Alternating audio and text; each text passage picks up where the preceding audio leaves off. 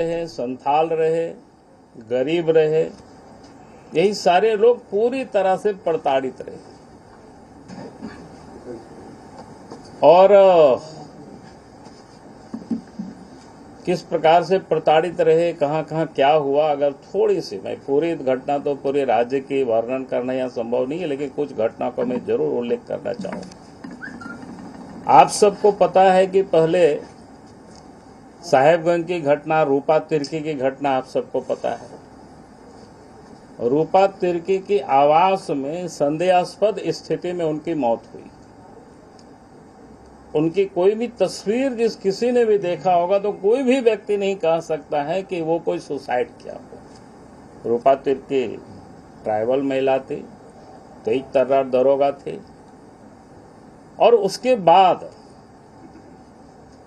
जब उनके परिवार के लोग वहां लाश लेने गए थे, उनकी माँ, उनकी चाची, बहन, सारे लोग,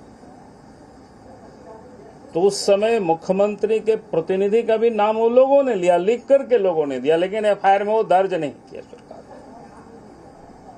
और उसके बाद उसके परिवार के लोग मांग करते रहे कि पूरे मामले की जांच सीबीआई से होनी चाहिए। लेकिन सीबीआई से जांच की बात तो दूर रही, बल्कि उस परिवार को ही लोग धमकाते रहे। और अंततोगत्वा उस परिवार को फिर हाईकोर्ट की शरण में जाना पड़ा, और हाईकोर्ट ने फिर सीबीआई जांच के लिए आदेश किया। अभी भी सीबीआई जांच चल रही है। मैंने इसलिए इस बात को ये उल्लेख कर रहा हूं क्योंकि राज्य के मुख्यमंत्री बार बार कोई भी आवाज हम लोग उठाते हैं, आंदोलन होता है तो कहता है कि हमको बीजेपी वाले परेशान कर रहे हैं, हम आदिवासी मुख्यमंत्री है इसलिए हमको लोग परेशान कर रहे हैं। तो ये मैंने आपको बताया कि आदिवासी का ही घटना है। आदिवासी बच्ची अगर वास्तव में ये अपने आप को निर्दोष होते तो जब उनके परिवार के लोग कह रहे हैं कि भाई सीबीआई की जांच करा, उनको यहाँ की पुलिस प्रशासन पर कोई भरोसा नहीं है, तो 1 मिनट भी देर नहीं करते हेमंत सोरेन और सीबीआई जांच के लिए रेफर कर देते। इससे उनके लिए और दूसरा क्या होता भला, लेकिन नहीं किया। तो ये कैसे आदिवासी के हितैषी है ये आप समझ सकते हो। फिर आप सब लोगों ने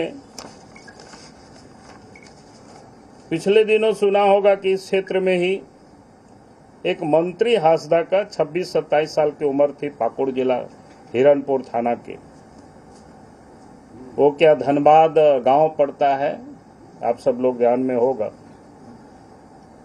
तो 22 मई की रात कुछ उनके ऊपर आरोप था, पुलिस ने उनको गिरफ्तार कर दिया और 23 मई को सुबह थाना में उनका लाश मिलता है। और पुलिस इसको क्या कहते हैं कि भाई ये सुसाइड कर गया, जबकि उनको पीट पीट करके उनकी हत्या कर दी गई। तो ये भी एक संथाल थे, कोई दूसरी जाति के कोई नहीं थे। फिर आप सबको ध्यान में होगा कि यहीं रांची में ही यहीं पर क्या कहते हैं, एक रूपलाल मोहली जो विद्या गांव के रहने वाले थे, जुल्फिकार भुट्टो और उनके कई लोगों ने जब उनको प्रताड़ित किया तो उन्होंने दुमका के मुफस्सिल थाना में उन्होंने केस दर्ज किया।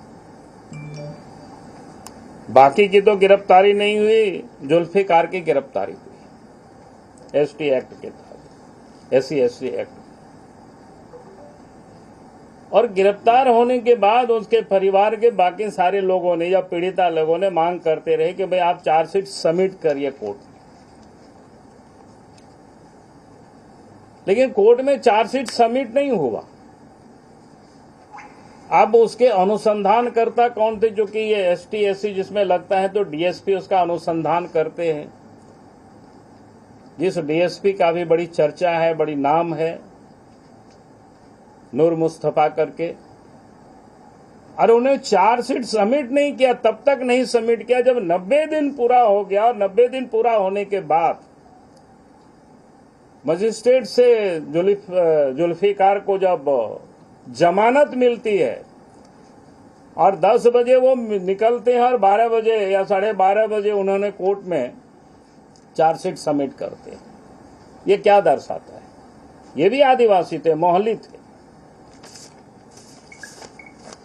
दूसरी, आप सबको घटना का पता होगा, शिकारीपाड़ा थाना की 8 तारीख की घटना, 8 फरवरी का है। मतियास हेम्ब्रम बेनागढ़िया का मतियास हेम्ब्रम बेनागढ़िया थाना के क्या कहते हैं, बेनागढ़िया कह रहे हैं, शिकारीपाड़ा थाना के, ये बेनागढ़िया के रहने वाले हैं।